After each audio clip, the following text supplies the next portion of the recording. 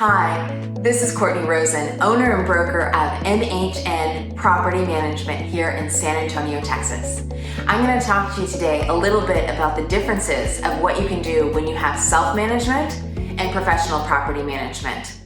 So, one is policy and procedures.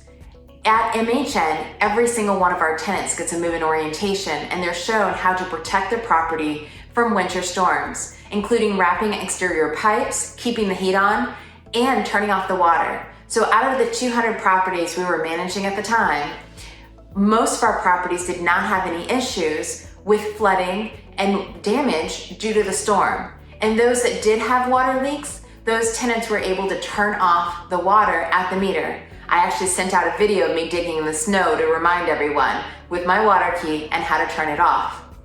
But we go a step further. We did have one tenant that did not follow the instructions, did not wrap their pipes, did not keep the heat on. There was electricity at the house, but that tenant had actually turned it off and then left town. And the unit flooded for days. The roads were icy and we couldn't get anyone out. So what happens? What's the difference of what would happen with professional property management and doing it yourself? So in this case, we enroll all of our tenants in liability insurance if they do not provide tenant insurance with liability insurance.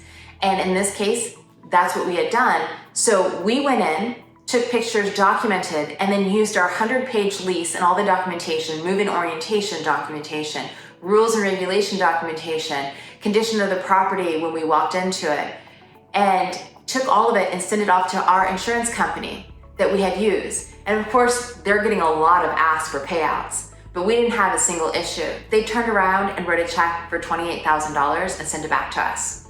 So that landlord, that property manager, or not property manager, the property owner, had an additional $28,000 to rehab that house. We were able to rehab it in 1 month, put it back on the market at an additional rent increase of about 20%. So what's the difference between doing it yourself and professional property management? Is systems in place to reduce risk and reduce liability and increase profitability. And it's all fine and good when things are going well, but when the snow hits, we are ready. Again, Courtney Rosen, MHN Property Management, signing off.